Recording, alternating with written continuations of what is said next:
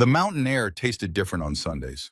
Sloan Mercer knew this the way a sailor knows the sea, not from books or weather apps, but from the 100 repetitions of the same ritual, the same winding road, the same destination. Every Sunday for the past 3 years, she had climbed onto her Harley Road King and pointed it toward Eagle Ridge Overlook, not running towards something, running from everything else. The chrome on the handlebars caught the late October sun as she leaned into the curves of Highway 32. The engine's rumble was the only conversation she needed. Below her, the town of Ridgemont, Colorado spread out like a miniature train set. White church steeples, red brick downtown, the elementary school playground where children's voices carried on the wind. She looked away from that last one. Always looked away. Sloan was 42 years old, though her body remembered being much older.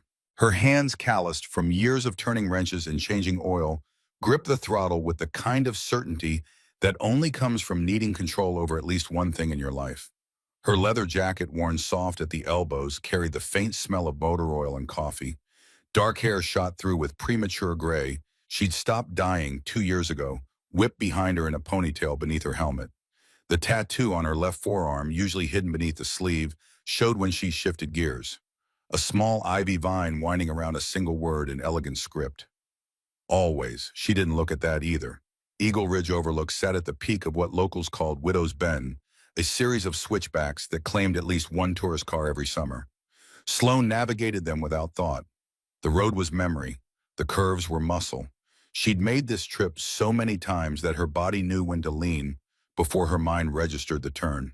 The overlook itself was nothing special. A gravel pullout, a weathered wooden railing, a brass plaque bolted to stone that read, Eagle Ridge Overlook, elevation 9, 847 feet. Below, the North Canyon dropped away into shadow and pine, a landscape so vast and indifferent, it made human grief feel appropriately small. She killed the engine. The silence arrived like a hell breath released. For 30 minutes, Sloan sat on that bike and stared at nothing.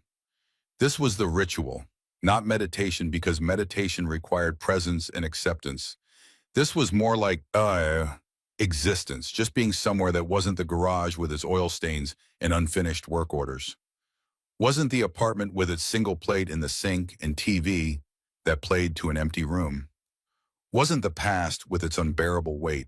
The wind moved through the pines with a sound like distant ocean waves.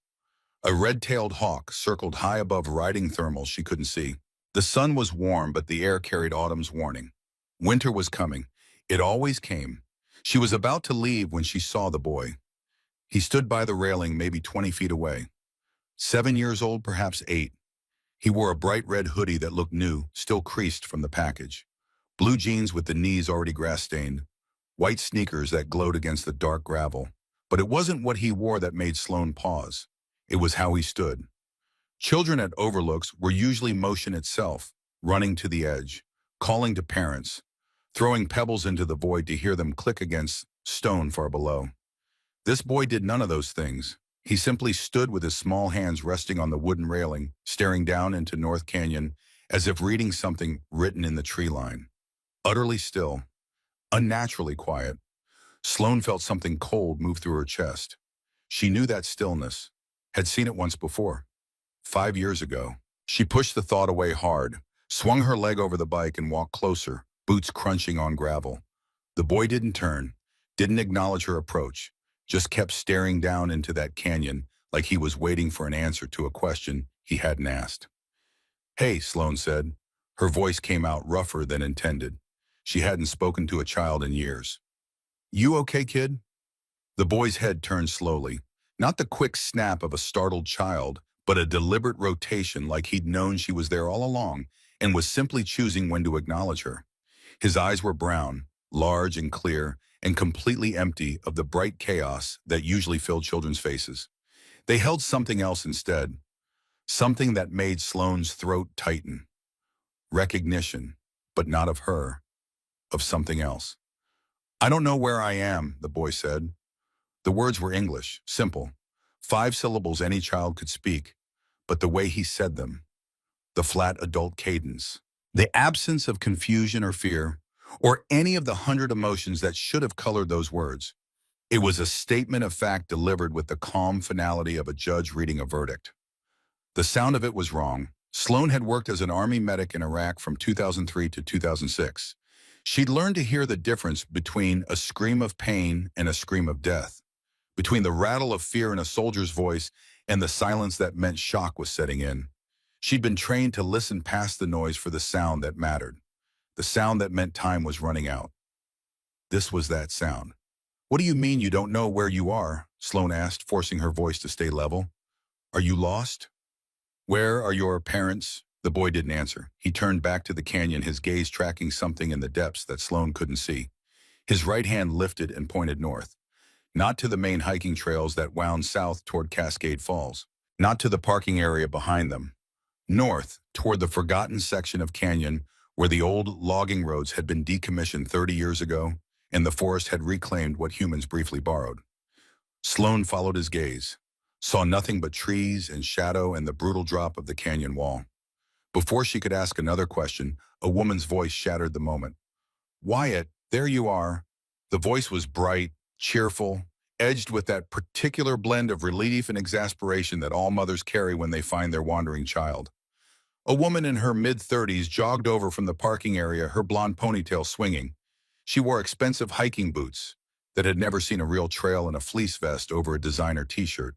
She scooped the boy into her arms, kissing his cheek, his forehead, his nose in rapid succession. "Don't you run off like that, mister. You nearly gave me a heart attack." She laughed, but there was genuine fear beneath it. "What did I tell you about staying where mommy can see you?" The boy Wyatt buried his face in her shoulder. The strange stillness evaporated. He was just a kid again, seeking comfort being held. A man appeared behind them, tall, fit, wearing sunglasses and a Colorado Rockies cap. He ruffled Wyatt's hair with the easy affection of a father who'd done it 1,000 times. "There's my little explorer," he said. "Find any bears up here?" "I'm sorry," the woman said, turning to Sloan with an apologetic smile. "Did he bother you?" "He's got this thing about wandering off lately. Drives us crazy."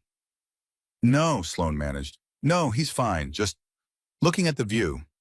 "It's beautiful, isn't it?" The woman shifted Wyatt on her hip. "We're the Brooks family. First time in Colorado.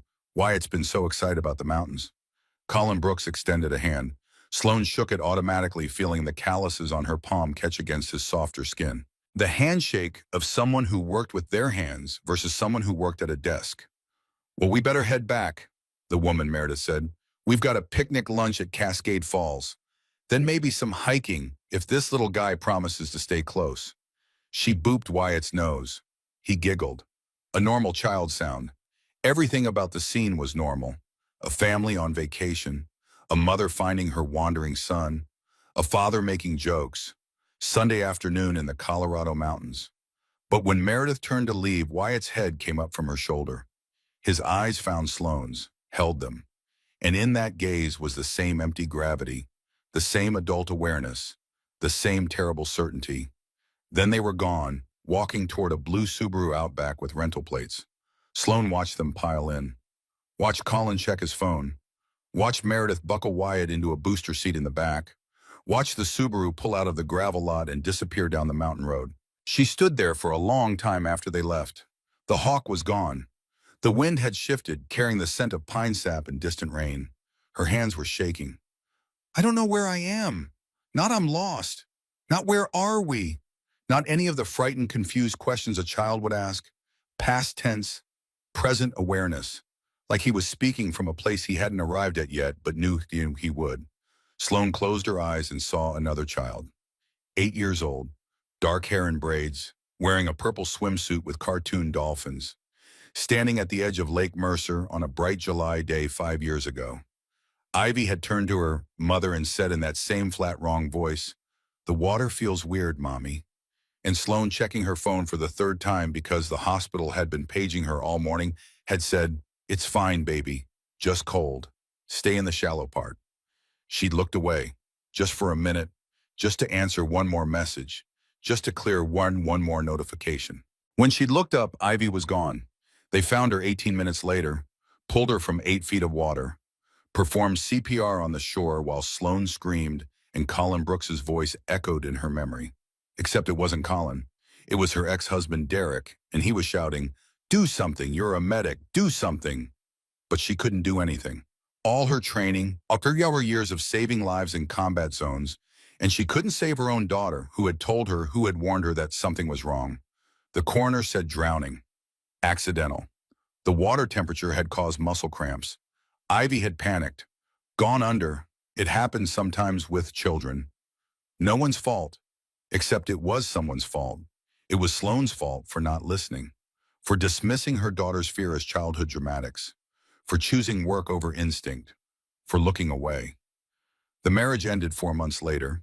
Derek couldn't look at her. She couldn't look at herself. She quit the hospital, moved to Ridgemont, bought the garage, started the Sunday ritual, started existing instead of living. And for 5 years, she'd been successful at it. Until today. Until a 7-year-old boy with brown eyes had spoken in that same wrong voice and pointed at a canyon like he was showing her where he'd end up. Sloane opened her eyes. The overlook was empty except for her and the bike in the wind. She walked to the railing and looked north, following the direction Wyatt had pointed. North Canyon, the old logging area, no maintained trails, no marked paths, just dense forest and steep ravines and a decommissioned road that led nowhere anyone wanted to go. Why had he pointed there? She shook her head. Let it go. The family was fine. They were going to Cascade Falls for a picnic. Wyatt would stay close to his mother this time. They'd hike the main trails, take photos, go home to wherever they came from with memories of Colorado mountains and family bonding. The boy was fine. She was projecting, seeing ghosts, hearing echoes of a voice that had been silent for 5 years. Sloane mounted her bike, kicked the engine to life. The rumble filled the empty space in her chest where certainty used to live. She took one last look at North Canyon, then rolled the throttle and headed down the mountain. She didn't look back. The garage sat on the edge of downtown Ridgemont, a squat building with peeling paint and a hand-lettered sign that read Mercer Mechanical. It wasn't much, but it was hers. 3 bays, a small office that smelled like old coffee and WD-40, and enough work to keep her busy without forcing her to interact with people more than necessary. Sunday evenings were her time. She cleaned the tools, organized parts, catch up on paperwork. The radio played classic rock at low volume. The overhead fan clicked its familiar rhythm. Everything was exactly as she'd left it that morning. Normal, safe, controlled. She was wiping down a workbench when the radio shifted from music to news. Missing since this afternoon at Cascade Falls Trailhead, 7-year-old Wyatt Brooks was last seen by his parents at approximately 1 p.m. He was wearing a red hoodie and blue jeans. Search and rescue teams are currently... The rag dropped from Sloane's hand. She stood frozen, staring at the radio like it had started speaking a language she'd forgotten how to understand. Wyatt Brooks, 7 years old. Red hoodie. The boy from the overlook. She lunged for the small TV mounted in the corner of the office and turned it on. Flipped to the local news. The screen showed a reporter standing in fading daylight, the Cascade Falls parking lot chaotic behind her with flashing lights and orange-vested volunteers. Parents reported him missing around 1:30 this afternoon, the reporter was saying. Wyatt had been playing near the picnic area while his parents prepared lunch. When they called for him, he didn't respond. Search and rescue teams have been combing the area for nearly 6 hours with no sign of the missing child. The screen cut to a school photo. A smiling boy with a gap-toothed grin and bright brown eyes that held none of the gravity Sloane had seen that morning. Authorities are asking anyone with information to call the hotline displayed on your screen. Wyatt Brooks is 7 years old, approximately 4 feet tall, with brown hair and brown eyes. He was last seen wearing... Sloane didn't hear the rest. She looked at the clock on the wall. 6:45 p.m., nearly 6 hours. The sun had already set behind the mountains. The temperature up there would be dropping fast, 30 degrees by midnight, maybe lower. 6 hours for a 7-year-old in the Colorado wilderness. But that wasn't what made her hands shake as she reached for her phone. It was the memory, suddenly sharp and devastating, of Wyatt standing at that railing. His stillness, his pointing finger, his voice speaking words that didn't belong in a child's mouth. I don't know where I am. He hadn't been lost then. Not physically. He'd been standing 20 feet from his mother, well within sight of the parking area. But his voice, that terrible flat certainty, he'd been speaking from somewhere else, somewhere he knew he was going to be. Sloane had heard that voice before, had ignored it before, had buried her daughter because she'd chosen not to listen. Not this time. Her hands fumbled with the phone. She found the hotline number on the TV screen and dialed. It rang twice before a calm, professional voice answered. Search and Rescue Hotline. Do you have information regarding Wyatt Brooks? Yes, I saw him this morning at Eagle Ridge Overlook. Can you give me your name and location, ma'am? Sloan Mercer, I'm in Ridgemont. I saw him at the Overlook around 12:30, maybe 1:45. There was a pause, the sound of typing. And what was his condition when you saw him? He was fine with his parents, but he said something, and he was looking in a specific direction.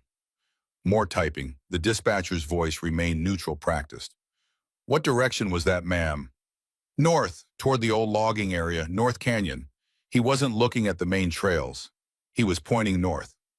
A longer pause this time. Ma'am, the family reported him missing from the Cascade Falls area, which is south of your location. Our search teams are focusing on the main trail system. I know where they're searching, Sloane said, hearing the edge creep into her voice. I'm telling you, he was looking north, at a specific area, like he knew, like he was showing me. Children can be unpredictable, ma'am. They often... It's not about being unpredictable. It's what he said and how he said it. Listen to me. This is important. Your information has been logged, Ms. Mercer. Thank you for calling. If you remember anything else. You're not listening, he said. I don't know where I am. Not as a question, not confused, like a statement, like he knew what was going to happen. The dispatcher's tone shifted slightly, still professional, but with an undertone of dismissal that Sloane recognized. The voice people used when they were humoring someone they'd categorized as emotional, irrational, unreliable. Children say many things that can seem unusual, ma'am. Rest assured our teams are highly trained and following established search protocols. We appreciate your call. The line went dead. Sloane stood in her garage holding the phone, feeling the weight of being dismissed settle over her shoulders like an old familiar coat. She could see it from their perspective. A random woman calling with a vague tip about seeing the missing boy hours before he disappeared.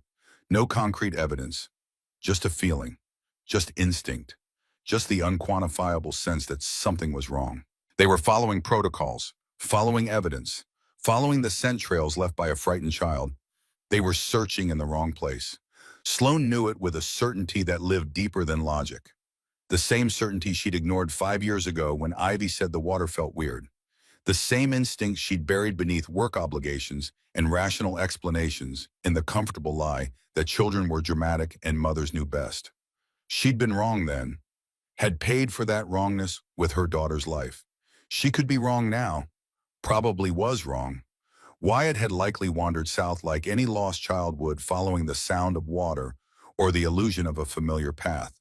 The search teams had protocols, had training and experience, and all the tools that should matter. But that voice, those eyes, that pointing finger, I don't know where I am.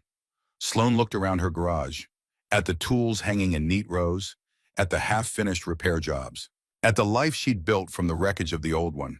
A life based on routine and control and never ever getting close enough to care again. She could go back to that life, right now, turn off the TV, finish her work, go home to her empty apartment. Let the professionals handle it. She'd done her part. She'd called. They'd logged it. Hope they found him. Hope they were right and she was wrong. Hope. The word tasted like ash. On the workbench beneath a scattered pile of invoices, the edge of a photo frame caught the light. Sloane pulled it free. Ivy, age 7, gap-toothed smile, purple swimsuit, braids coming loose because she'd been swimming all morning and Sloane had promised to fix them later after just one more phone call. There hadn't been a later. Sloane set the photo down very carefully, went to the small bathroom in the back and splashed cold water on her face, looked at herself in the cracked mirror. 42 years old, gray, streaking dark hair. Lines around her eyes that hadn't been there when she'd had something to smile about.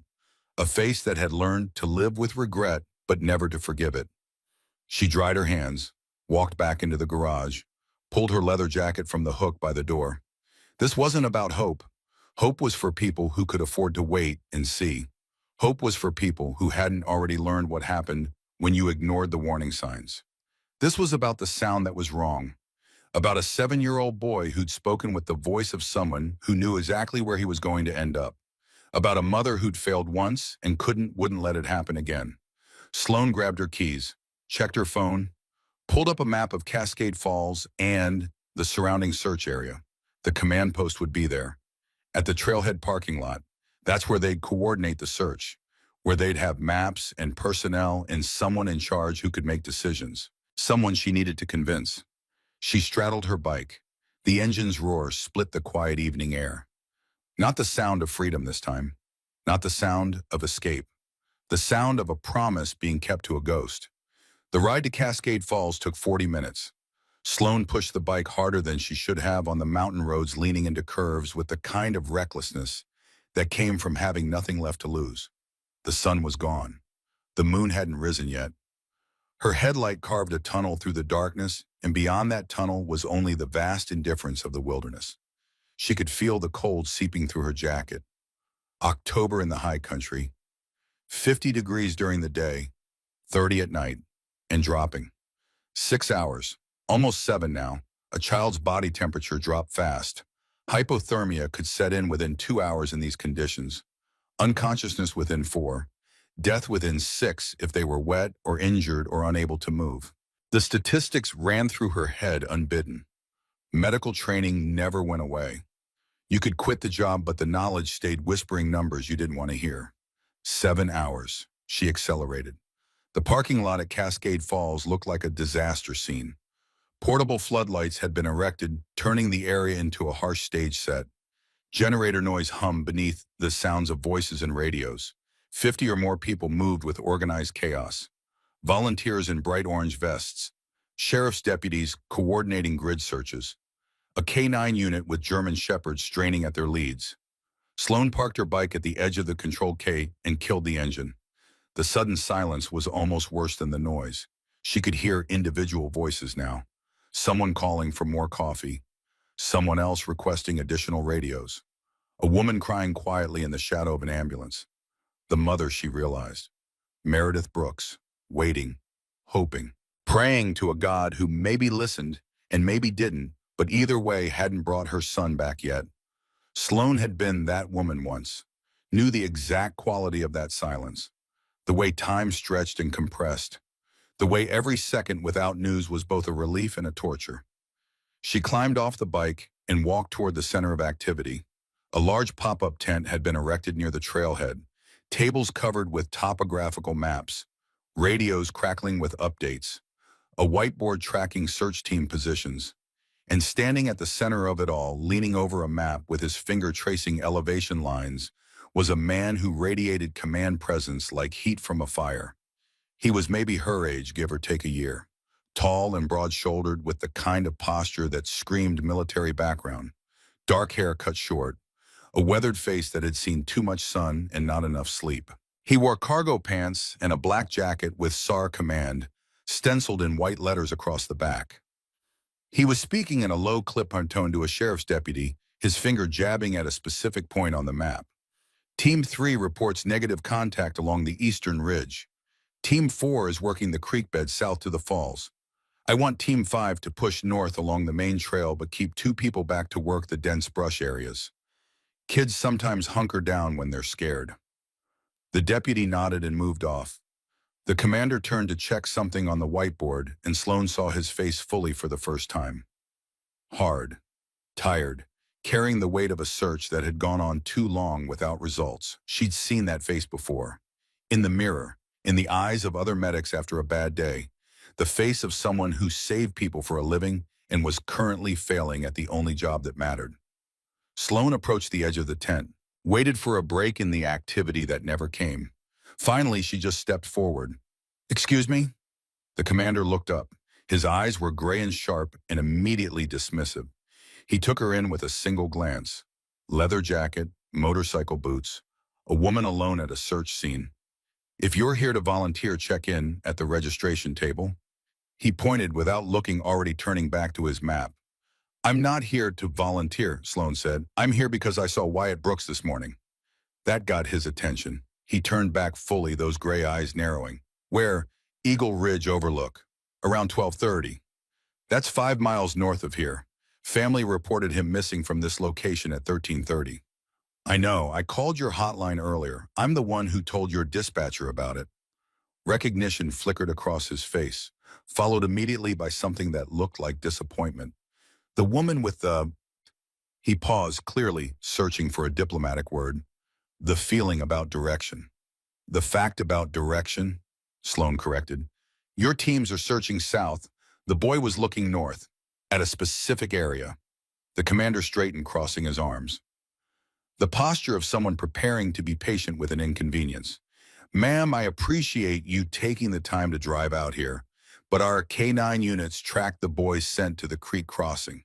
From there, it heads downstream, which is south. We're following evidence, not hunches. Evidence can be wrong. Evidence is all we have. You also have witness testimony. Mine, I saw him. I talked to him. You talked to him 4 hours before he went missing. Children move. Situations change. Sloan felt the familiar wall going up.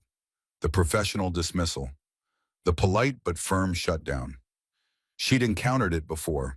In the Army, when she'd suggested alternative approaches to male superior officers. In her marriage, when Derek had decided her medical opinion mattered less than his engineering logic. In her own head, when instinct whispered something data couldn't support. She could walk away. Should walk away. This man didn't want her help, didn't need her interference. She was just another civilian with a theory and too much emotion. But over his shoulder on the whiteboard, she could see the search grid, neat lines dividing the wilderness into quadrants. Team 1 through Team 6, all working methodically south and east, following the scent trail, following protocol, following the wrong path. Your name, she said, not making it a question. He hesitated, then sighed. Captain Garrett Hayes, I'm the search and rescue commander for this county. Captain Hayes, my name is Sloan Mercer. I'm a former Army medic, served in Iraq 2003 to 2006. I'm trained in trauma response field medicine and threat assessment. I know how to read situations, how to listen for the wrong sound in a system that seems fine. Ma'am, that boy this morning, Wyatt, he said something to me. 5 words. I don't know where I am. Not as a question, as a statement, with complete certainty, like he was telling me a fact about the future. Hayes's expression shifted slightly, not convinced but listening. Children say unusual things when they're confused or scared, he said, but there was less certainty in his voice now. I know, I had a daughter, 8 years old. 5 years ago, she told me the water felt weird. I thought she was being dramatic. She drowned 18 minutes later. The words came out flat, factual, the way she'd learned to say them without breaking. Around them, the noise of the search continued, but inside their small bubble of conversation, everything went quiet. Hayes's face changed. The professional mask slipped. What replaced it was something Sloan recognized because she saw it every day. Grief, understanding, the knowledge that some mistakes can't be unmade. I'm sorry, he said, and meant it. Don't be sorry, be right. That boy this morning wasn't confused. He was prophetic. And he was pointing at North Canyon when he said those words. At the old logging area. Your teams haven't searched there. Because all evidence indicates, I know what the evidence indicates. I also know what my instincts are screaming. And I learned the hard way that ignoring instincts gets people killed. Hayes looked at her. Really looked at her. Seeing past the leather jacket and the motorcycle and the civilian status to the person underneath. A person who'd worn a uniform, who'd saved lives, who'd lost the one life that mattered most and was standing here at night in the cold begging him not to make the same mistake she had. He looked back at his map, at the search grid, at the teams all moving in the wrong direction. Then he looked at his watch. 7:15 p.m. 8 hours since Wyatt had disappeared. The window was closing. Every minute that passed dropped the probability of finding the boy alive. 1 hour, Hayes said finally. I'll take a small team to check Eagle Ridge and the North Canyon approach. If we find nothing, we come back and you go home. Deal. Deal. He turned to grab a radio, and Sloan released a breath she hadn't realized she'd been holding. 1 hour, 60 minutes to prove she wasn't crazy. To prove that instinct mattered as much as evidence. To prove that this one time listening to the wrong sound would lead somewhere right. Hayes was already moving, calling out names, pulling together a team. Sloan watched him work with the efficiency of someone who'd done this 100 times. Within 5 minutes, he had his people assembled. A canine handler named Dana Price Young and skeptical with a German shepherd called Ranger. 2 additional searchers with packs and ropes and all the equipment needed for technical rescue. And Hayes himself grabbing a heavy jacket and checking his own gear with practiced hands. He caught Sloan's eye across the tent. "You're coming with us," he said. It wasn't a question. Sloan nodded. She hadn't expected an invitation, hadn't expected to be anything more than the crazy woman with the hunch. But Hayes was a soldier, and soldiers understood that sometimes the person who'd failed before was exactly the person who needed to be there when it mattered. They loaded into a SAR truck, Ranger in the back with Dana, the other searchers quiet and focused. Hayes drove his hands steady on the wheel, eyes on the dark road ahead. Sloan sat in the passenger seat and watched the headlights cut through the night. Somewhere out there in the cold and the dark and the vast, indifferent wilderness, a 7-year-old boy was alone. Or not alone. I don't know where I am. She closed her eyes and heard Ivy's voice instead. "The water feels weird, Mommy." And for the first time in 5 years, Sloan Mercer allowed herself to hope that listening this time, finally listening, might be enough to rewrite an ending that had already been written once before. The truck climbed toward Eagle Ridge, and behind them, the lights of the command post faded into the darkness. The road to Eagle Ridge was a ribbon of darkness carved between walls of pine and stone. Hayes drove with the practiced ease of someone who'd made this run 100 times, his hands light on the wheel, eyes tracking the road ahead, with the kind of attention that left no room for conversation. Sloan was grateful for the silence. In the back, Dana Price sat with one hand on Ranger's collar, her young face set in an expression that broadcast skepticism louder than words.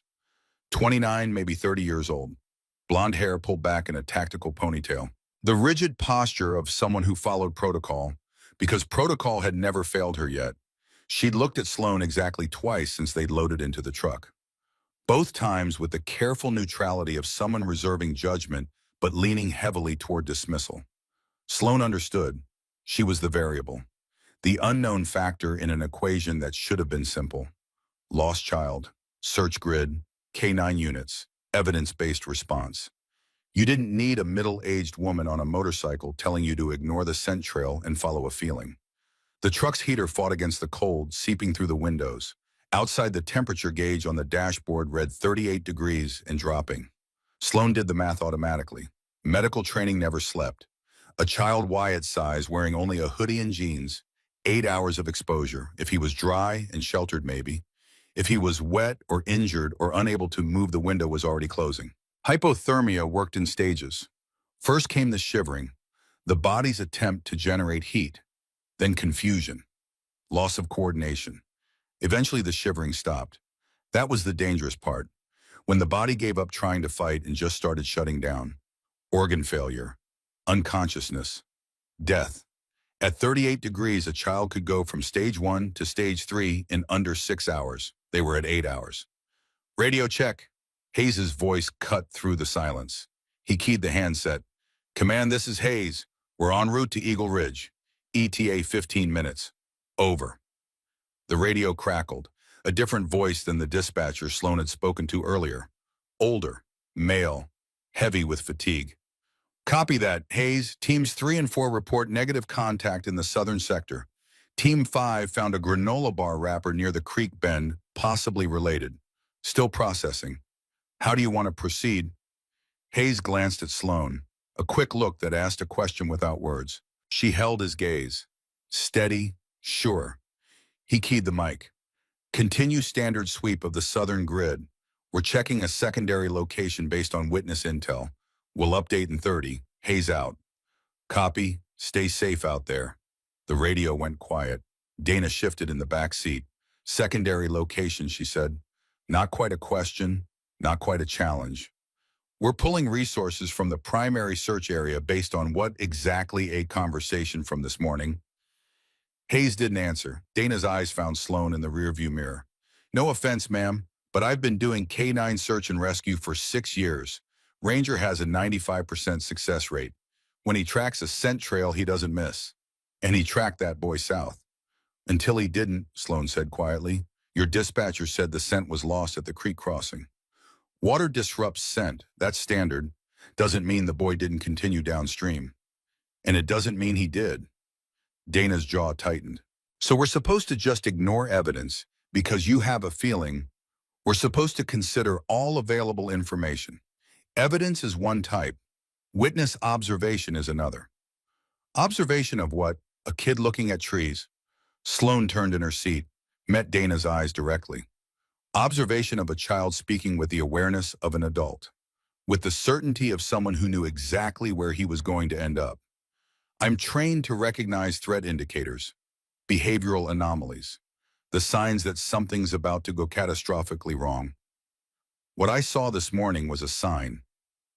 You saw a kid being weird. Kids are weird. Not like that. The truck went silent. Hayes took a curve without breaking the vehicle's weight, shifting smoothly through the turn. Headlights swept across a mile marker. Eagle Ridge 8 miles. Dana wasn't finished. Captain Hayes, with respect, we have limited resources and a closing window. Every minute we spend chasing a hunch based on a feeling is a minute we're not covering the primary grid where we have actual evidence. Noted, Hayes said. His voice carried the tone of someone who'd made a decision and wasn't interested in revisiting it. We committed to 1 hour. We're giving it 1 hour. An hour we don't have.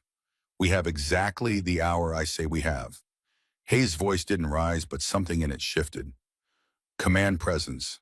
The sound of a man who'd led soldiers in situations where questioning orders got people killed. This isn't a democracy, Price. It's a search operation. I make the calls. You follow them. Clear. Dana's face flushed. Yes, sir. Good. Now check your gear. We'll be on site in 10. The silence that followed was different, tighter. The air in the truck felt compressed like the atmosphere before a thunderstorm. Sloan turned back to face forward, her hands clasped in her lap to hide the tremor running through them. She'd put Hayes in this position, had pushed him to divert resources, to split his team, to ignore evidence in favor of instinct. If she was wrong, if they spent an hour searching North Canyon while Wyatt was actually downstream dying of hypothermia, his death would be on her hands as surely as Ivy's. The weight of that knowledge sat in her chest like a stone. Hayes must have sensed it. He glanced at her, his expression unreadable in the dashboard's green glow. Second guessing, he asked quietly. Every second. Good. Certainty gets people killed. Doubt keeps you sharp. He shifted gears as the road steepened. You served in Iraq. What unit? 328th Combat Support Hospital. Balad Air Base mostly. Some forward operating bases when they needed medics in the field. Sea combat.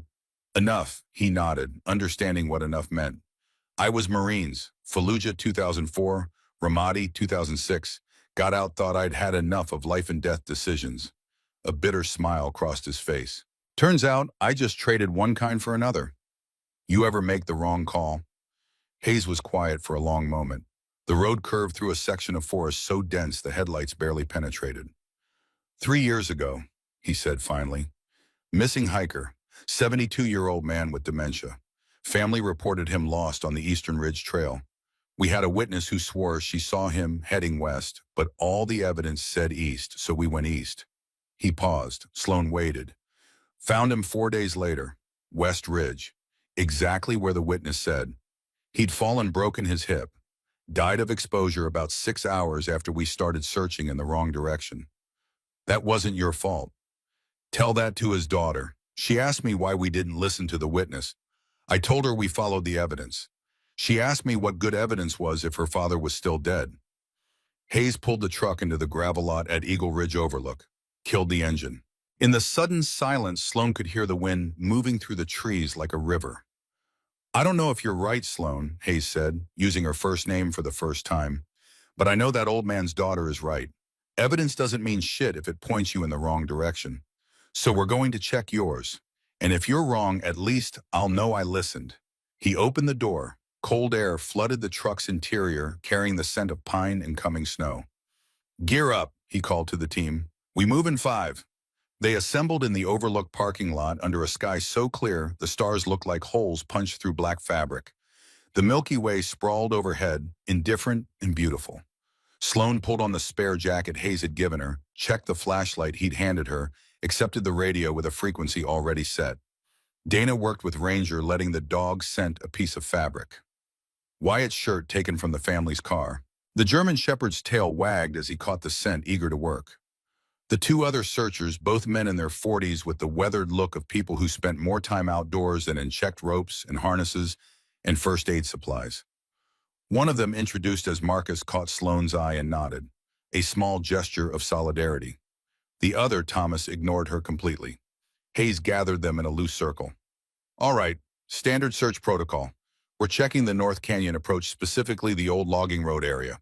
Terrain is steep and unimproved. Watch your footing. Call and response every 30 seconds. Dana, let Ranger work, but don't let him pull you into anything too technical without backup. Marcus and Thomas, you're on ropes if we need vertical rescue. Any questions?" No one spoke.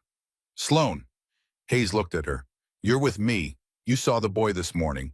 You know where he was standing. Show us exactly where and which direction he was looking." She led them to the wooden railing, the same spot where Wyatt had stood 12 hours ago, lifetimes ago. "Here," she said, placing her hand where his had rested. He was facing this direction, north-northwest, looking down into the canyon. Not at the main trail system, at the dense forest area, the old decommissioned section. Hayes pulled out a topographic map and aligned it with a compass, traced a line from their position into the canyon. "That's rough country. No maintained trails, heavy brush, multiple ravines and drop-offs. If a kid went in there..." He didn't finish the sentence. Didn't need to. "Ranger," Dana gave the command. The dog's head came up, nose working the air. "Find." The German Shepherd pulled toward the southeast, away from where Sloan had pointed, toward the main trail system. Dana looked at Hayes. "Sir, he's tracking something." Hayes hesitated. This was the moment. Follow the pattern and see evidence or trust Sloan's instinct about direction. "Give him 50 yards, Hayes decided. "See if it's a solid track or a ghost scent." They followed Ranger into the darkness.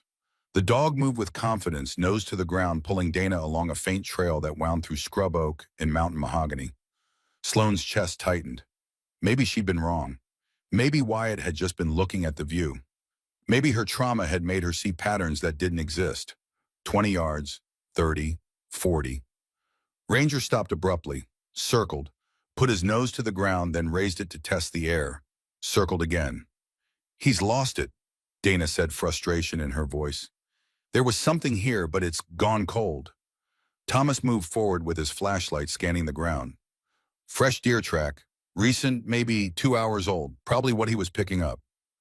Not Wyatt, just an animal. False lead. Dana looked at Sloan with an expression that was equal parts accusation and vindication. See evidence matters, feelings don't. But Hayes was already moving. "Back to the overlook. We try Sloan's direction." They retraced their steps, stood again at the railing. This time Hayes pulled a heavy-duty flashlight from his pack and aimed it into the darkness where Sloan had pointed.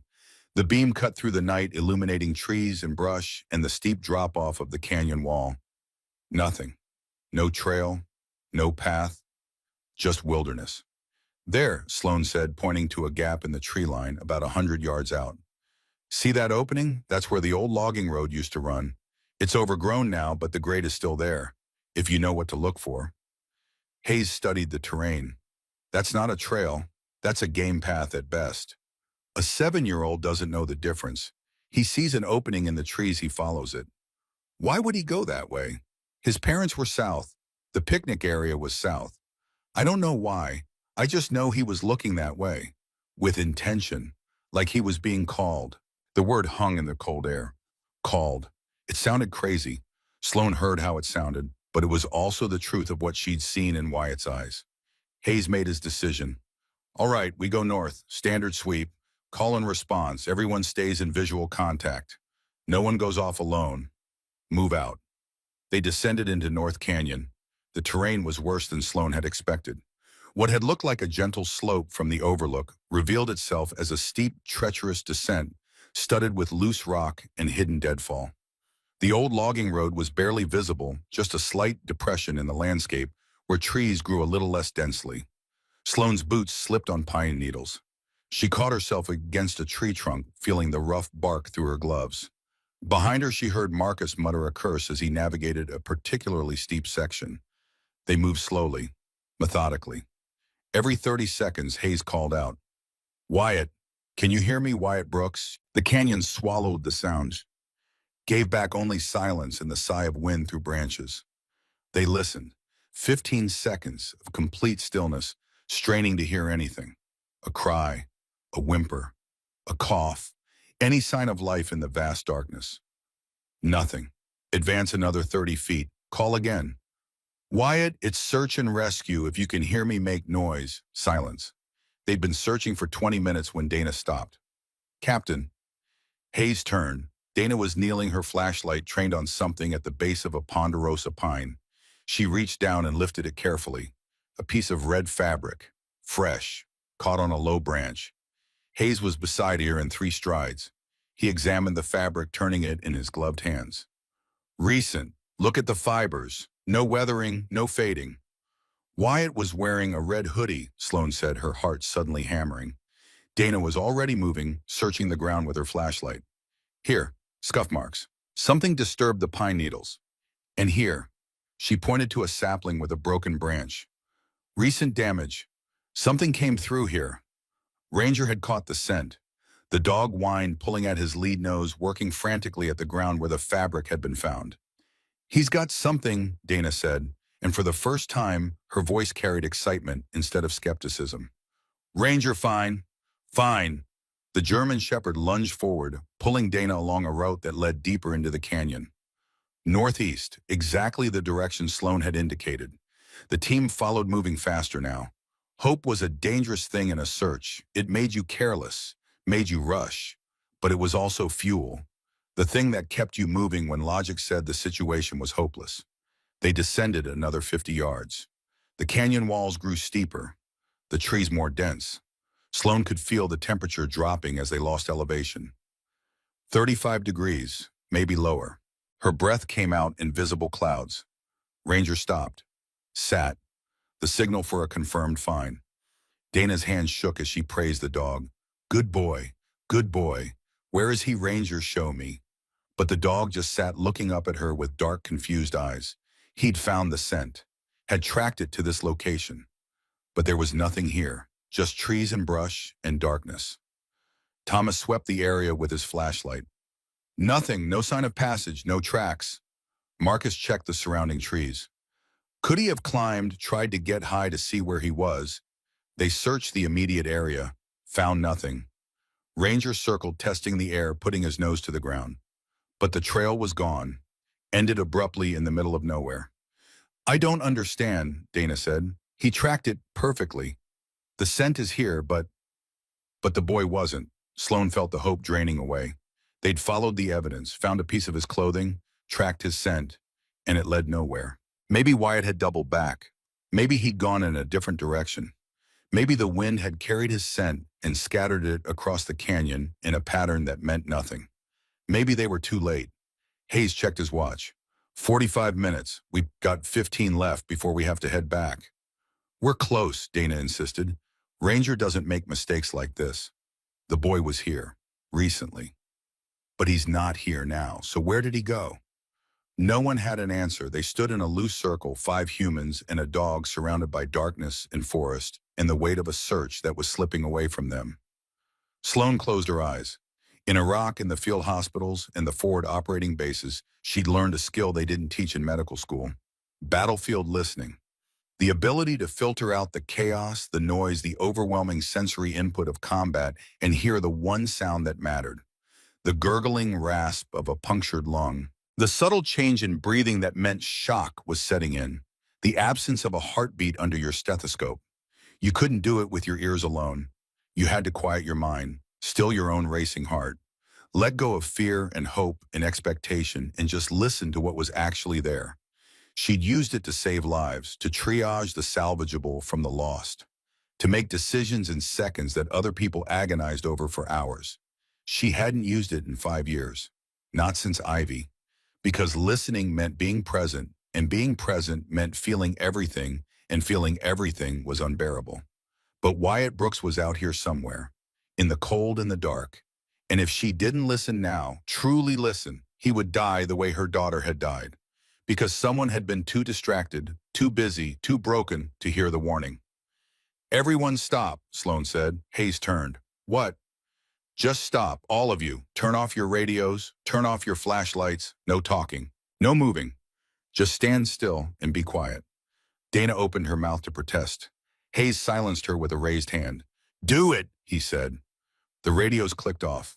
The flashlights died. Darkness rushed in like water, filling a void. Sloan could feel the others breathing around her, could sense their skepticism, their impatience, their desperate need to keep moving, because movement felt like action and action felt like hope. But she'd learned that sometimes the only way forward was to stop. She closed her eyes. Didn't matter. The darkness was complete, and she listened. At first there was only the obvious. Wind through branches, the creak of trees, the distant sound of an owl calling from somewhere high above. Her own heart beat too loud, too fast. The rustle of someone shifting weight. Dana's soft whisper to Ranger to stay. She pushed past those sounds, deeper, listening not with her ears, but with the trained awareness that had kept her alive in a war zone. The part of her that knew how to find the signal in the noise. 60 seconds passed. Someone coughed soft and apologetic. She ignored it. 90 seconds. Her legs were cramping from standing still. She ignored that too.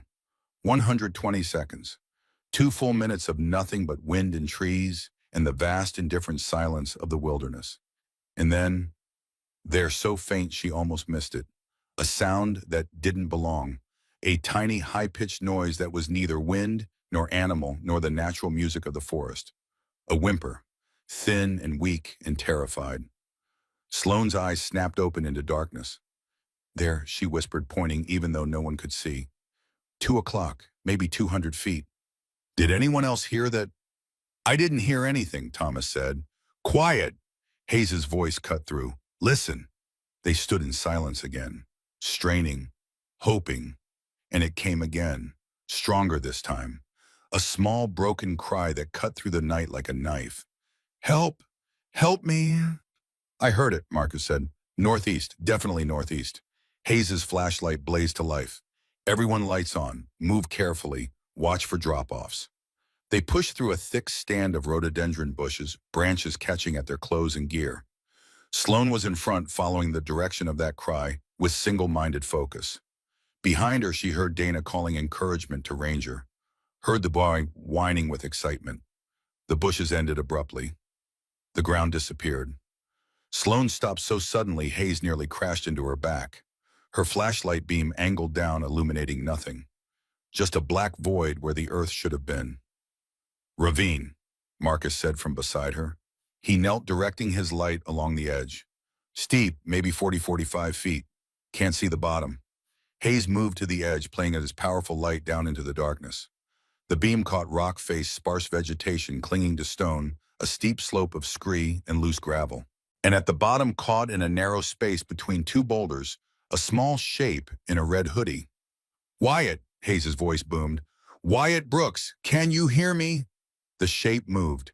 A pale face turned upward, illuminated in the flashlight beam. Brown eyes wide and terrified and alive. "Help me," came the weak cry. "It hurts." "We found him," Dana breathed. "Oh my God, we actually found him." Hayes was already on his radio. "Command, this is Hayes. We have visual contact with the missing child. North Canyon, approximately half a mile northeast of Eagle Ridge Overlook. Child is alive, conscious, trapped at the bottom of a ravine approximately 45 feet deep. Requesting immediate technical rescue team and medical evac to our location. Over." The radio crackled. A moment of static, then the dispatcher's voice thick with emotion. "Copy that, Hayes. Rescue team is rolling. ETA 25 minutes. Status of the child." Hayes leaned over the edge. Wyatt, buddy, I'm Captain Hayes with Search and Rescue. Can you tell me if you're hurt? A long pause. Then the small voice, shaky and scared. My leg. I can't move my leg. Okay, that's okay. We're going to get you out of there. Just stay still for me. Can you do that? I'm cold. I know, buddy. We're going to fix that real soon. You just hang tight.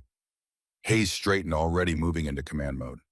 Marcus, Thomas, start rigging a descent line. We need to get someone down there immediately. Dana, radio for the medical team. Tell them suspected leg fracture, possible hypothermia. Sloan, he turned to her. Sloan was standing at the edge of the ravine, her flashlight steady on the small figure below. Tears were running down her face, but her voice was calm. I can rappel, she said. I'm medical. Let me go down. Hayes studied her for 3 seconds that felt like an hour, then nodded. Marcus, get her rigged. The next 10 minutes were a controlled chaos of ropes and carabiners and double-checking systems. Marcus worked with the efficiency of someone who'd done this 1,000 times, threading rope through a harness, showing Sloan the brake system, testing every connection twice. You remember how to rappel? He asked. Iraq. We had to extract casualties from buildings. I remember. He nodded. Terrain's unstable. Test every step. If something shifts, stop and reassess. Don't rush. Hayes appeared beside her, helping to check her harness. His hands were steady as he tested the connection points. Thank you, he said quietly, for pushing, for being right. Thank me when he's safe. She backed toward the edge, felt the rope take her weight, looked down into the darkness where Wyatt waited, and descended. The world narrowed to rope and rock and the careful placement of feet. Sloan moved slowly, testing each step, using her medical training to stay calm even as her heart hammered. 20 feet down, 30. The walls of the ravine closed in around her. The air grew colder, stagnant. At 40 feet, her boots touched solid ground. She was standing on a narrow ledge, maybe 3 feet wide, hemmed in by boulders on 2 sides.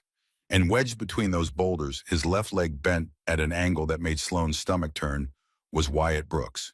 His red hoodie was torn and dirty. His face was pale, lips tinged blue from cold. But his eyes were open, tracking her movement as she unclipped from the rope and knelt beside him. Hey, Wyatt, she said, keeping her voice gentle. Remember me from this morning, the motorcycle lady? He stared at her. For a moment there was no recognition. Then something flickered. You heard me, he whispered. The words hit her like a physical blow. You heard me. Not you found me. Not you came back. You heard me. As if he'd known. As if he'd been calling to her specifically. Sloan pushed the thought away. Focus on the medical, assess the damage, save the life in front of you.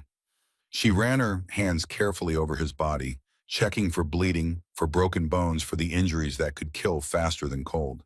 His left femur was definitely fractured. She could see the abnormal angle, feel the heat of inflammation even through his jeans. But the bone hadn't broken the skin. No arterial bleeding. That was good. His breathing was fast and shallow, shivering but not violently. Hypothermia but early stage.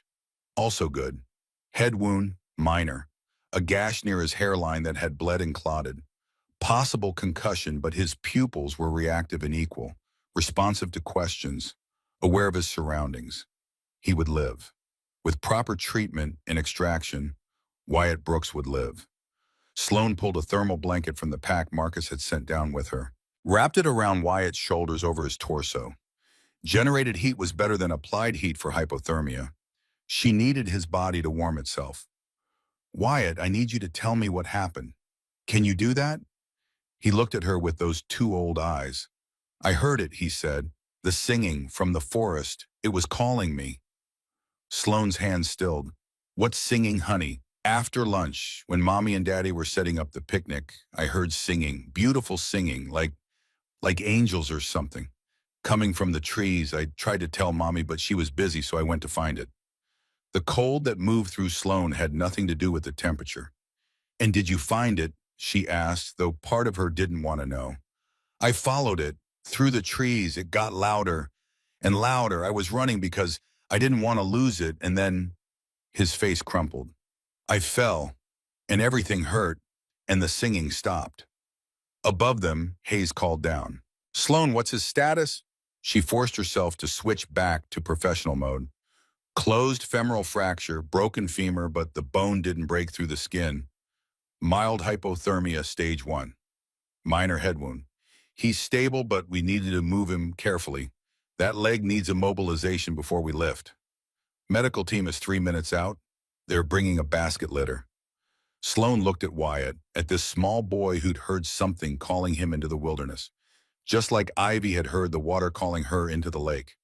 Just like both of them had tried to warn the adults around them in their own way that something was wrong.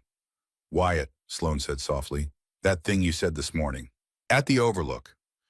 Do you remember what you said to me? He nodded slowly. I don't know where I am. Why did you say that? Because I didn't. I knew where my body was, at the Overlook, with Mommy and Daddy. But my mind was somewhere else. Somewhere I was getting to be, and I didn't know where that place was yet.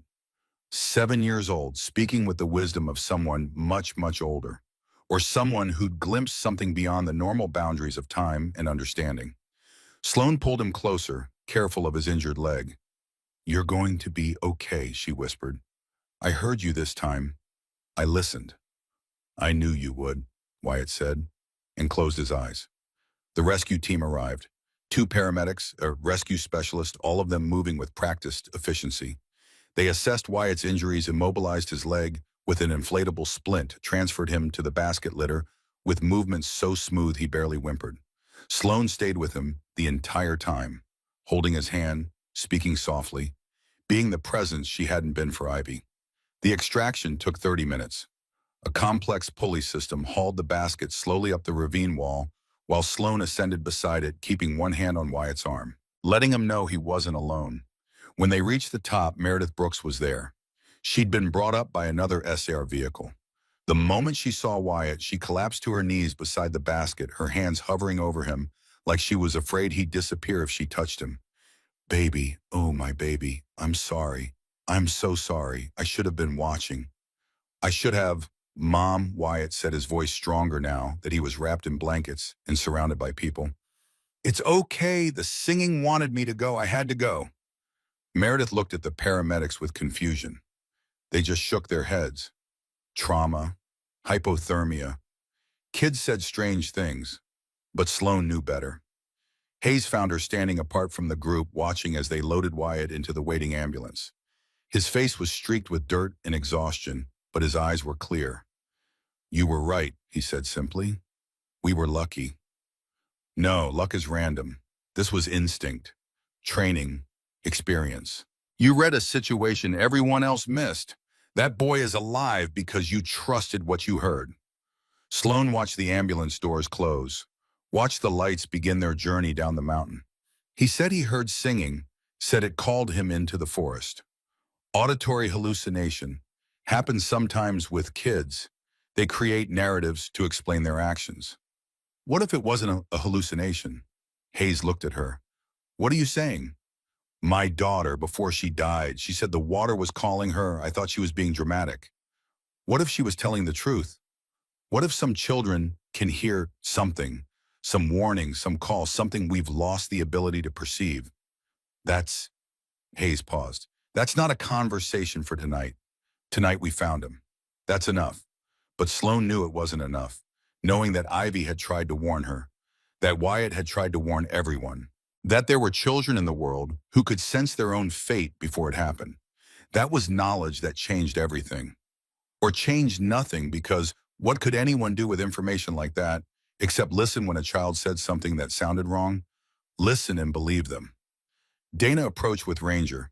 The dog was panting, tongue-lolling, happy with a successful find. Dana's face had lost its skepticism. I owe you an apology, she said to Sloan. I was wrong about the evidence, about following protocol over instinct. You weren't wrong to trust your training. We just needed both, evidence and instinct. They worked together. Still, thank you for pushing, for not giving up when I was being, she searched for the word, skeptical, Sloan offered. It's okay. Skepticism keeps us honest, keeps us from chasing every wild theory. You were doing your job. Dana managed a small smile, then offered her hand. Sloan shook it. The team packed up their gear. The Overlook emptied slowly. One by one, the vehicles departed down the dark mountain road, until only Hayes's truck and Sloane's motorcycle remained. You should follow us down, Hayes said. It's late, you're exhausted. That bike. I need the ride, Sloane said. Need the time alone, to process. He understood, nodded. Come by the command post tomorrow. There'll be paperwork, witness statements, and I want to talk to you about something. About what? About joining the team, officially as a consultant. We need people who can read situations the way you do. People who understand that not everything fits into a protocol box. Sloane looked at this man who'd trusted her when he had no reason to, who'd risked his resources and his reputation on a hunch from a stranger. I'll think about it, she said. Good enough. He drove away, leaving Sloane alone with her bike in the stars and the night wind, carrying the scent of pine and snow. She sat on her Harley for a long time, not starting it, just breathing, feeling the weight of the day settle into her bones. They'd found him. Wyatt Brooks would go home, would heal, would grow up, and maybe remember the night he fell into a ravine, chasing singing that only he could hear. Or maybe he'd forget, the way trauma sometimes let children forget. But Sloane would remember, would carry this night alongside the one 5 years ago, the night she'd failed, and the night she'd finally gotten it right. Not redemption. You didn't get redemption for a child who died, but maybe something close. Maybe proof that learning from failure meant something. That listening to the wrong sound could save a life instead of ending one. She started the bike. The engine roared to life, breaking the silence. And Sloane Mercer rode down the mountain into the darkness, carrying both her ghosts and her second chance like twin weights balanced across her shoulders. Tomorrow there would be questions, reports, decisions to make about Hayes's offer, about whether she could bear to do this again, to put herself in situations where listening mattered, where the cost of being wrong was measured in lives. But tonight a 7-year-old boy was alive. Tonight that was enough. The hospital smelled like every hospital Sloane had ever known. Antiseptic and floor wax and the particular chemical sweetness of industrial cleaning products trying to mask the reality of human suffering. She'd spent 3 years working in places like this, had learned to navigate by scent alone. Blood and bile meant trauma bay. Coffee and old sweat meant the waiting room where families held vigil. The faint trace of cafeteria food meant you were close to the staff break room where medics went to fall apart quietly between shifts. Ridgemont Regional Medical Center was smaller than the Combat Support Hospital in Balad. Quieter. No incoming helicopters with bleeding soldiers. No triage decisions made in seconds while mortars fell outside. Just the steady rhythm of a rural hospital doing the daily work of keeping a small community alive. Sloane stood in the hallway outside the pediatric wing, her boots leaving faint tracks on the polished linoleum. She'd been here for 20 minutes, working up the courage to walk through those doors. 5 years. 5 years since she'd been in a children's hospital. Since she'd seen the tiny beds with the animal print sheets and the walls painted with clouds and rainbows, and all the cheerful lies adults told to make suffering feel less terrifying. A nurse passed, giving her a curious look. Sloane knew how she must appear, still wearing yesterday's clothes, dirt under her fingernails, hair coming loose from its ponytail. A woman who looked like she'd spent the night in the wilderness, which she had. After leaving Eagle Ridge, she'd ridden straight home. Hadn't slept. Had sat in her garage with a beer she'd barely touched and watched the sun come up over the mountains. At 7 a.m. she'd showered, changed into clean jeans and a flannel shirt, and driven to the hospital. To see the boy who was alive because she'd finally learned how to listen. Can I help you? The voice belonged to a different nurse, older with kind eyes and the capable hands of someone who'd spent decades in medicine. I'm here to see Wyatt Brooks, Sloane said. I'm part of the search team that found him. The nurse's expression softened. Room 312. His parents are with him, but I'm sure they'd want to thank you. He's doing remarkably well. Surgery went perfectly. Dr. Chen says... Chen, Sloane interrupted. Oh, I'm sorry. Dr. Caldwell, Travis Caldwell. He's our orthopedic surgeon. Did the repair on Wyatt's femur. Beautiful work. That boy will be running around in 6 months like nothing happened. Travis Caldwell, not Chen. Good. She'd been careful with the names, but hospital staff could be from anywhere. Can I go in? Sloane asked. Of course. 3rd floor, turn left off the elevator. Room 312 is halfway down the hall. Sloane took the elevator up, watched the numbers climb. felt her chest tighten with each floor. At 3, the doors opened onto a hallway painted pale blue. Cartoon animals marched along the walls in an endless parade. A giraffe, an elephant, a lion wearing a nurse's cap. Ivy would have loved those animals, would have wanted to name each one, would have told elaborate stories about their adventures. Sloane pushed the thought away. Not here, not now. Room 312 sat with its door half open. She could hear voices inside. Meredith's high and quick with relief, a man's voice deeper, Colin, and underneath it all, a child's voice, tired but animated, telling a story. Sloane knocked softly. The conversation stopped. Footsteps. Then the door opened fully and Colin Brooks stood there, his face haggard with exhaustion, but transformed by joy. When he recognized Sloane, something shifted in his expression. Not quite tears, but close. You, he said, you're the one who found him. We all did, the whole team. Hayes told us, said you were the one who knew where to look, who heard him when no one else could. Colin reached out and took her hand in both of his. His grip was firm, almost desperate. Thank you. God, thank you. We thought we were preparing ourselves for... He couldn't finish. Didn't need to. Sloane had prepared herself for the same thing 5 years ago. Had felt hope drain away as minutes became hours. Had known with terrible certainty that the next news would be the worst news. Only for her, it had been. How is he? Sloane asked. Incredible. The doctor says his leg will heal completely. No permanent damage. He's got a cast that goes hip to ankle, and he'll need physical therapy, but he's alive. He's here. That's all that matters. Colin stepped back, pulling the door wide. Please come in. He's been asking about you. The room was small but bright. Afternoon sunlight streamed through the window, painting everything in warm gold. Wyatt lay in a hospital bed that seemed enormous around his small frame. His left leg was elevated and wrapped in a bright blue cast. His red hoodie had been replaced with a hospital gown printed with cartoon bears. But his eyes, those two old, too knowing eyes. They found Sloane immediately and held her gaze with an intensity that made her want to look away.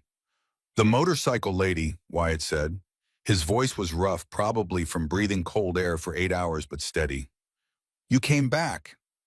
I told you we'd get you out, Sloane said, moving closer to the bed. How are you feeling? Tired. My leg hurts, but not as bad as before. He looked down at his cast. The doctor says I get to pick what color cast I want next time. Maybe red, to match my hoodie. Meredith stood on the other side of the bed, one hand resting on her son's shoulder like she couldn't bear to not be touching him. Her eyes were red-rimmed, face pale with a particular exhaustion that came from fear and relief happening too close together. We can't thank you enough, she said to Sloane. Captain Hayes explained what happened, how you remembered seeing Wyatt in the morning, how you insisted they search where we weren't looking. I just listened to what your son told me, Sloane said. Wyatt shifted in bed, wincing slightly. I told her I didn't know where I was, and she remembered. Colin and Meredith exchanged glances. The look of parents trying to understand their child's words, trying to make sense of something that didn't quite fit their understanding of how the world worked. Wyatt's been saying some unusual things, Colin said carefully, about hearing singing, about being called into the forest. The doctors say it's probably from the trauma, the cold, the fear, that children sometimes create narratives to cope with. What if he's telling the truth? Sloane interrupted. Silence. Colin and Meredith stared at her. I mean, Sloane continued, choosing her words carefully. What if he really did hear something? Not singing maybe, not literally, but something, some instinct, some warning system we don't understand. Children are more attuned to certain things, more open, less filtered by logic and expectation. You believe him? Meredith asked. Sloane looked at Wyatt, at this 7-year-old boy who'd spoken prophecy on a mountain overlook and then followed some invisible call into the wilderness, who tried to warn everyone around him in the only way he knew how. Yes, Sloane said, I believe him. Wyatt's face transformed, relief and validation washing over features too young to carry such weight. Someone believed him. Finally, they talked for another 20 minutes. Sloane learned that Wyatt would be in the hospital for 3 more days, that physical therapy would start next week. that the family was from Connecticut, had come to Colorado for a vacation that had turned into their worst nightmare, that they'd be flying home as soon as the doctors cleared Wyatt to travel. When Sloane stood to leave, Wyatt called out to her, "Wait, I made something for you." He reached toward the bedside table. Meredith helped him pulling out a piece of paper. Standard hospital notepad paper, the kind they gave patients to write down questions for their doctors. Wyatt had drawn on it with the rainbow of crayons hospitals kept in pediatric rooms. The image was simple: a stick-figure woman with long, dark hair sitting on a motorcycle. The motorcycle was black with exaggerated chrome details. Above the woman's head, carefully drawn in yellow crayon, was a halo. And surrounding everything, taking up most of the page, was an enormous sun that blazed with orange and red rays. "That's you," Wyatt said. "My guardian angel." Sloane took the drawing with hands that shook. "Wyatt, I'm not." "Yes, you are. You heard me when no one else did. You came back. You found me. That's what angels do." She looked at the crude crayon image, at this child's version of herself. Not the broken woman who'd failed her daughter, not the mechanic hiding in a garage, but something else, something better than she'd been. "Thank you," Sloane managed. "I'll keep this forever." "I know," Wyatt said, and closed his eyes, exhausted from the effort of being awake and alive. Sloane left before the tears could fall where anyone could see them. 3 days later, Hayes found her in the garage. She was under a 1972 Chevy pickup replacing a fuel pump when she heard the crunch of boots on concrete, recognized the tread pattern. Military surplus. Same kind she wore. "Most people knock," she called out from under the truck. "Door was open. Sign says open for business. I'm business." Sloane rolled out on the creeper, wiping her hands on a shop rag. Hayes stood in the doorway, backlit by afternoon sun. He'd traded his SAR gear for civilian clothes. Jeans, flannel shirt, work boots. But he still carried himself like someone in command. That posture never went away. "What can I do for you, Captain?" "It's Garrett when I'm not wearing the uniform, and I'm here to make you an offer." Sloane sat up, tossing the rag aside. "I told you I'd think about the consultant thing. And have you, been busy?" For 3 days, she climbed to her feet, crossed to the workbench, found a clean rag, gave her hands something to do while she figured out what to say. Truth was, she'd thought about nothing else. Had woken up at 3 a.m. each night replaying the search, seeing Wyatt's face, hearing his voice, feeling the weight of having been right for once instead of catastrophically wrong. "I'm not a joiner," she said finally. "I work alone. I like it that way." "I've read your file." Sloane's hand stilled. "You looked into me." "Of course I did. You want someone on my team, I know who they are. Army medic, 328th CSH Balad Air Base. 3 years in Iraq. 18 months stateside at Fort Hood. Honorable discharge. Married Derek Mercer, 2008. One daughter, Ivy, born 2009. Daughter died July 2014, accidental drowning. Divorced 2015. Moved to Ridgemont, purchased this garage. No criminal record.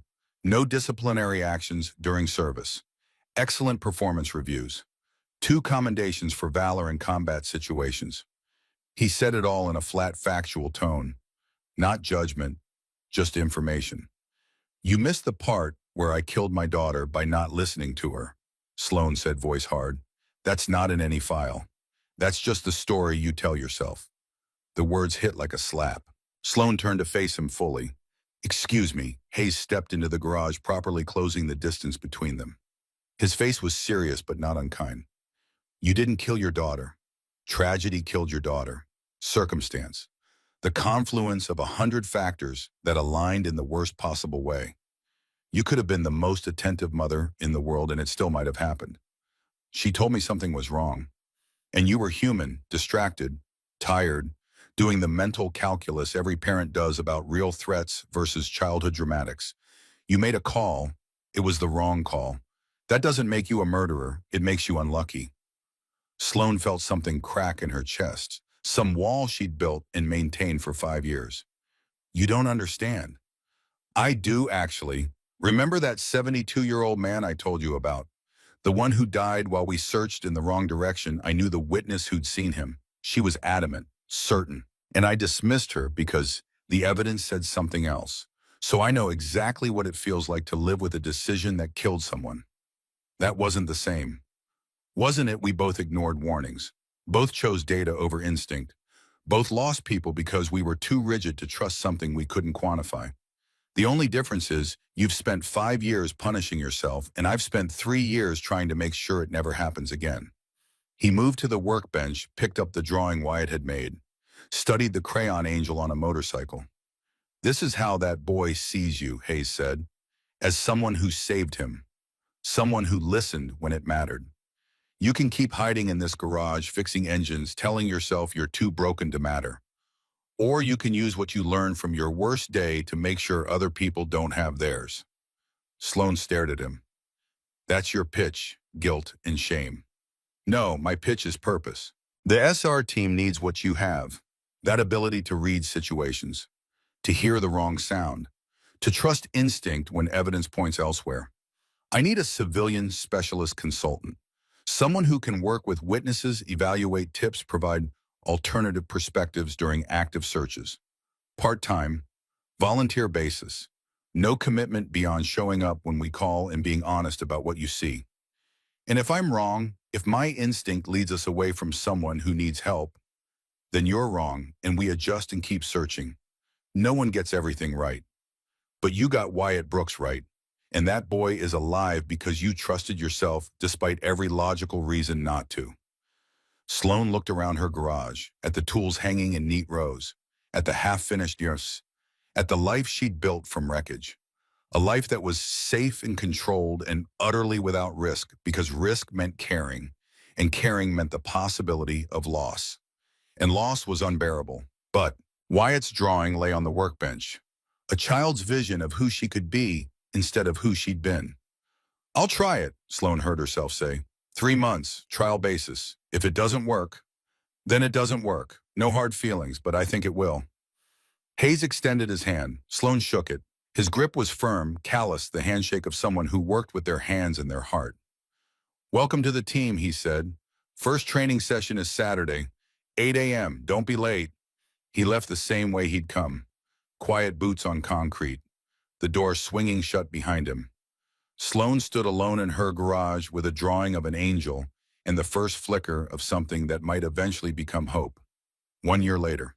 The change didn't happen all at once. It crept in slowly like spring after a long winter. Small thaws followed by cold snaps. Progress measured in increments so tiny they were barely noticeable until you looked back and saw how far you'd come.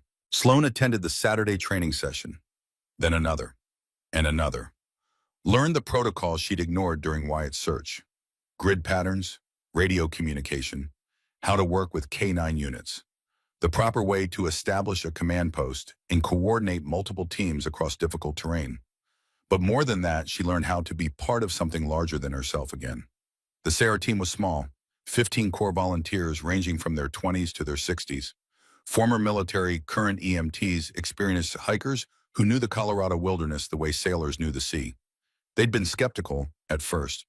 This woman who'd shown up with a hunch and gotten lucky. But skepticism faded as weeks became months and Sloan proved she belonged.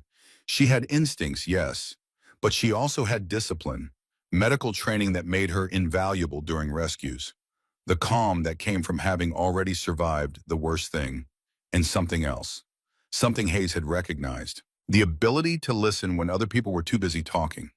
Her first real call-out came in December, a missing skier at Breckenridge, 17-year-old girl who'd gone off trail and disappeared.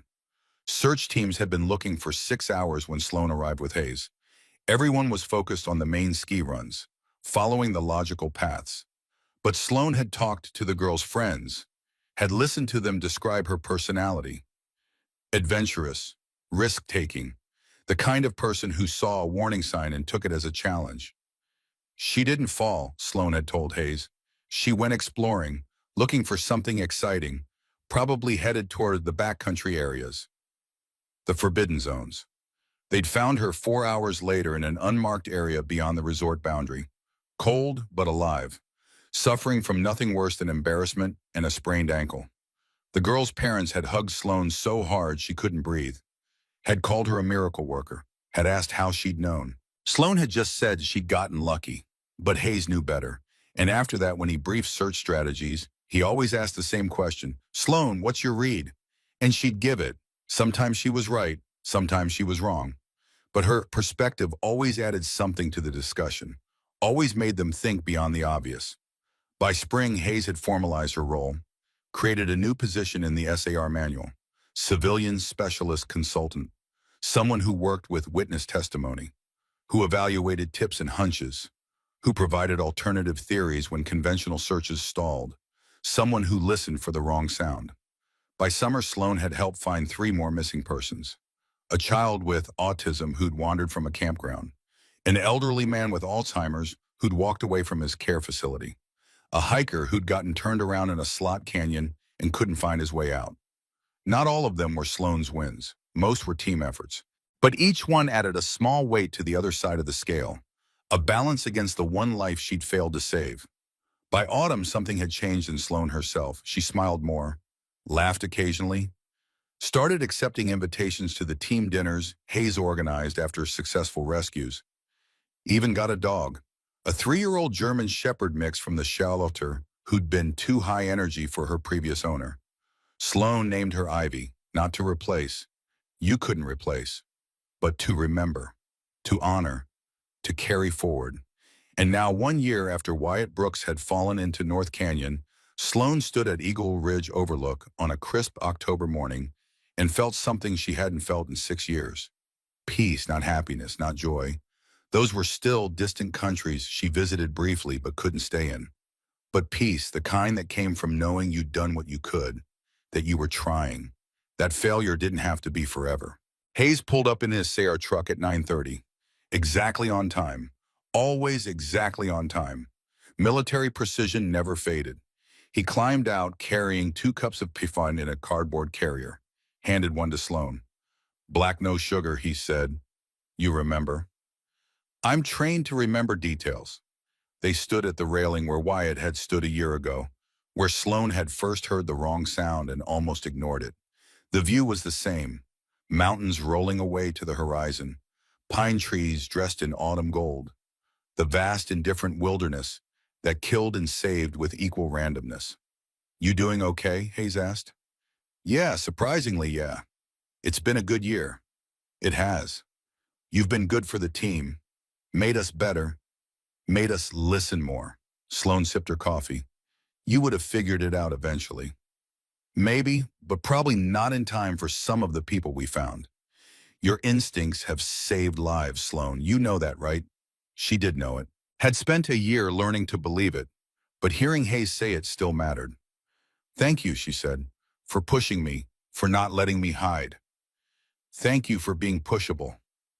They were quiet for a moment, comfortable silence between people who'd worked together enough to not need constant conversation. They're coming today, Hayes said. The Brooks family. Sloan's heart jumped. They are called yesterday, said they were back in Colorado for vacation, wanted to come up here, to the place where it happened. They asked specifically if you'd be here. You didn't tell me. Telling you now, they'll be here around 10. Sloan looked at her watch, 9:45. 15 minutes. She thought about running, getting on her bike and leaving before they arrived. She'd seen Wyatt once in the hospital, had gotten his drawing. That was enough. She didn't need reunion scenes and tearful thanks and all the emotional weight that came with being someone's hero. But she didn't run, because she'd spent 5 years running and it hadn't helped, hadn't healed anything, hadn't brought Ivy back. At 9:50, a blue Subaru Outback pulled into the gravel lot. Different license plates. Permanent, not rental. They'd kept the car, the one that had brought them here for the vacation that became a nightmare. The doors opened. Colin climbed out first, then Meredith, and finally from the back seat, Wyatt. He'd grown. A year made a difference at 8 years old. Taller, face less round, but still wearing a red hoodie, maybe the same one. Maybe a new one bought to replace the one that had been torn and bloodied. He walked with the slightest limp, favoring his left leg. Probably always would, the doctor had said. Not painful, just a reminder. The body's way of remembering trauma. Wyatt saw Sloan and his face lit up. He ran to her, the limp barely slowing him down. She knelt to receive him, and he crashed into her arms with the force of a child who hadn't learned to temper affection with restraint. You came, he said into her shoulder. Of course I came. I wasn't sure. Sometimes people say they'll do things and then they don't. Sloan pulled back to look at him. I'm not people, I'm the motorcycle lady, remember? He grinned, gap-toothed smile, eyes bright with life and health, and the resilience of children who survived things that should have killed them. Colin and Meredith approached more slowly, both of them looking older, tired in a way that suggested the past year hadn't been easy despite the happy ending. Trauma left marks invisible to strangers. Sloan, Meredith said, pulling her into a hug, it's so good to see you. You too. How's he doing? Really? Good, really good. The leg healed perfectly, no complications. He's in physical therapy twice a week, but mostly to maintain strength. The doctors say he'll make a full recovery. And the other stuff, the nightmares, the fear, Meredith's smile faltered slightly. He's in therapy, seeing a child psychologist who specializes in trauma. It helps. But there are still hard nights, times when he wakes up crying about the cold and the dark, about hearing singing that isn't there. Does he still hear it? Sometimes he says he does. Other times he says he doesn't know if he really heard it or if he imagined it. The therapist says that's normal, that memory and trauma get mixed up in young minds. Sloan looked at Wyatt, who was showing Hayes his cast-free leg and explaining the scar. What do you think as his mother? Meredith was quiet for a long moment. I think my son heard something that called him into danger. And I think you heard him calling for help. And I've stopped trying to understand things I can't explain. I just accept them and feel grateful. They spent an hour at the Overlook. Wyatt showed them exactly where he'd stood, where he'd pointed, where he'd told Sloan he didn't know where he was. He spoke about it with the matter-of-fact tone of someone describing a past event, not reliving a trauma. Kids were resilient, could process and move forward in ways adults couldn't. Or maybe not all kids, maybe just the ones who survived. Sloan would never know if Ivy would have been this resilient, would have recovered this completely, would have grown into someone who could talk about trauma without being consumed by it. That was the hardest part, not knowing who her daughter would have become. At 11, Hayes' radio crackled. Command to Hayes, come in. He keyed the mic. Hayes here. We've got a call out. Missing child, 9-year-old girl, last seen at Morrison Lake 2 hours ago. Parents say she was acting strange this morning. Wouldn't eat breakfast. Kept saying she felt weird. Family thought she was coming down with something, but now she's gone. Sloan and Hayes locked eyes. Acting strange. Feeling weird. The same warning signs. Copy that, Hayes said. Assembling team now, ETA 40 minutes. He turned to Sloan. You ready? She had been ready for a year, had trained for exactly this moment, when another child needed someone to hear the wrong sound and trust it. Let's go, she said. Wyatt tugged on her jacket. You're leaving. I have to. Another kid needs help. He nodded, understanding in a way 8-year-olds shouldn't, but sometimes did. Will you find them? I'm going to try. You will. You're good at listening. Sloan hugged him one more time, felt his small arms around her neck, smelled the kid's scent of shampoo and sunshine, and life continuing forward. Thank you, she whispered, for being alive. Thank you for hearing me. She let him go, climbed on her bike while Hayes headed for his truck. The Brooks family stood at the Overlook, watching them prepare to leave. And as Sloan kicked her Harley to life, Wyatt raised his hand in a small wave, a gesture of farewell and blessing in the passing of something important from one survivor to another. The sound that saved you can save someone else. Listen and trust what you hear. 4 years later, the training facility sat on the edge of Ridgemont, a converted fire station that SAR had purchased and renovated. 2 classrooms, a gear storage area, a small gym for physical conditioning. Nothing fancy, but functional. A place where volunteers could learn to save lives. Garrett Hayes stood at the front of Classroom A facing 20 new recruits, young and old, men and women, every background and skill level, all of them united by a single purpose to find people who were lost. He was older now, graying at the temples, lines deeper around his eyes, but still carrying himself with that command presence, still the person people looked to when things went wrong. Before we begin, he said, I want to tell you about someone who changed how we do search and rescue in this county. Her name was Sloan Mercer. The recruits shifted, pulled out notebooks, ready to learn. 5 years ago, a 7-year-old boy went missing in North Canyon. Every piece of evidence we had said he'd gone south. The scent trails, the terrain, the logic of how lost children behave. We had K-9 units, experienced trackers, established protocols. Everything pointed in one direction. He paused. Let them sit with that. And a civilian woman on a motorcycle showed up at our command post and told us we were wrong. That she'd seen the boy that morning. That he'd said something strange, that he'd been looking in a different direction. Every instinct I had told me to dismiss her. She had no training, no credentials, just a feeling. But you listened, one of the recruits said. I almost didn't. I was 3 seconds from sending her away when she told me about her daughter. About ignoring a warning and losing someone because of it. About learning the hard way that sometimes instinct matters more than evidence. Hayes pulled up a slider on the projector. A photo of Wyatt Brooks, smiling, healthy, alive. We found him, in exactly the location she said, following exactly the warning sign she'd identified. That boy is 12 years old now, goes to school, plays soccer, has a future, because one woman trusted what she heard when everyone else was too busy listening to data. Another slide, this one showing a protocol flow chart. We call this the Mercer method. During any search after we've established our primary grid, we assign one team member to evaluate alternative theories, to interview witnesses, to look for the wrong sound, the thing that doesn't fit, the detail everyone else is dismissing. Does it work? Someone asked. Last year alone, we found 6 missing persons using insights from the Mercer method. People who would have died if we'd stuck to conventional searches. So yes, it works. The door at the back of the classroom opened. Sloan stepped through.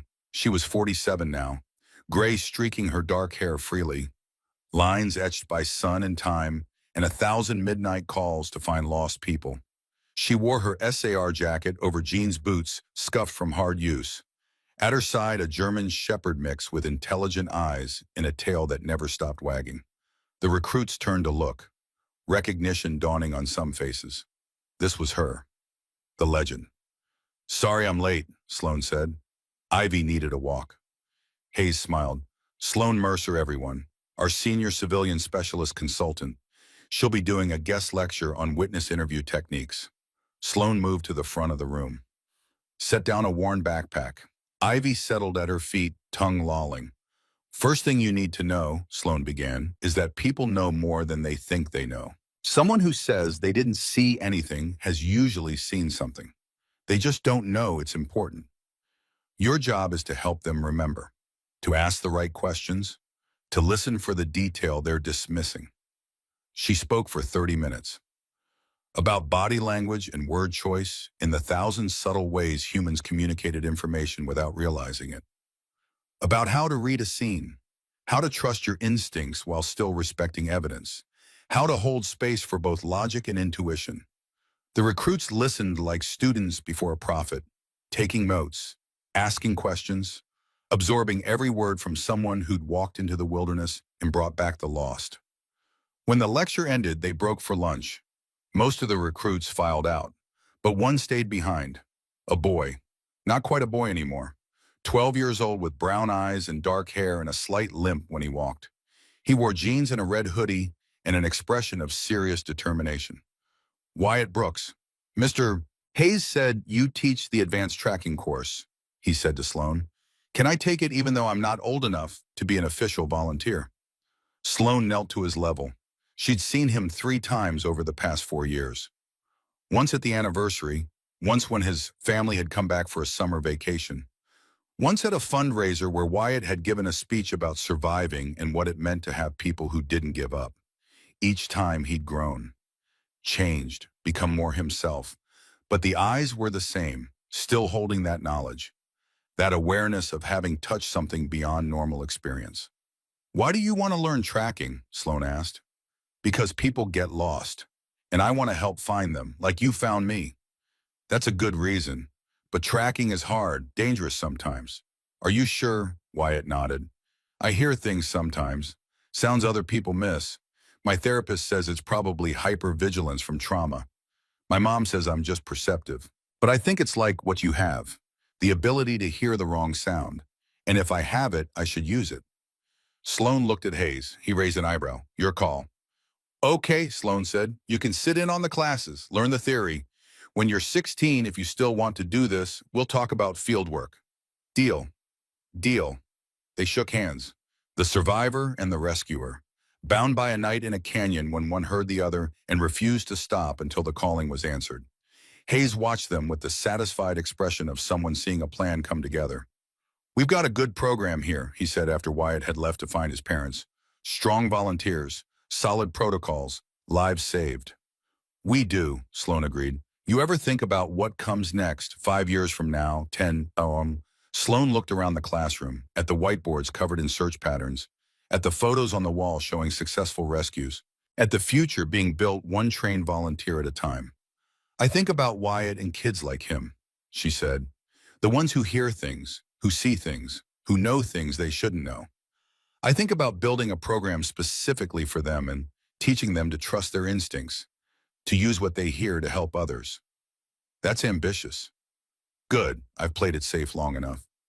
Hayes smiled, the kind of smile that spoke of friendship earned through shared trials and late nights and the weight of lives saved and lost.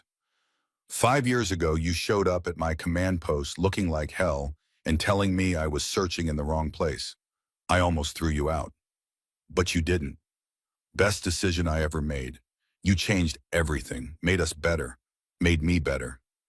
You gave me a reason to stop hiding. We gave each other a second chance. Sloan whistled for Ivy. The dog stood, stretched, ready to follow wherever Sloan led. Come on, Sloan said. Let's go to check the equipment. New radios came in yesterday and someone needs to program them. That's grunt work. Good, I like grunt work. Keeps you humble. They walked out together, the retired Marine and the former Army medic partners in the business of bringing people home. Behind them, the classroom waited for the next group of students, the next generation of searchers who would learn that sometimes the most important sound was the one that didn't belong, the wrong sound that led to the right place. Outside, the Colorado sun painted the mountains gold and purple. Somewhere in those mountains, someone was probably lost, scared, hoping for rescue. And somewhere a team was preparing to find them. Because one woman had learned to listen, had learned to trust, had learned that failure didn't have to be the end of the story. It could be the beginning of something else, something better. Something that took the worst moments and transformed them into the best possible future. Sloan climbed onto her Harley. Ivy jumped into the sidecar she'd installed last year, settling in with practiced ease. Hayes gave her a salute, half military, half mocking. She returned it with a grin, and then she rode out into the day carrying her ghosts and her purpose and her second chance like treasures balanced across her shoulders. The road stretched ahead. Endless possibilities. Countless people who might need finding. She was ready. She would listen. And when the wrong sound came, she would trust it. Because that sound, that terrible warning, that prophetic whisper that most people ignored, that sound saved lives. That sound brought people home. That sound was everything.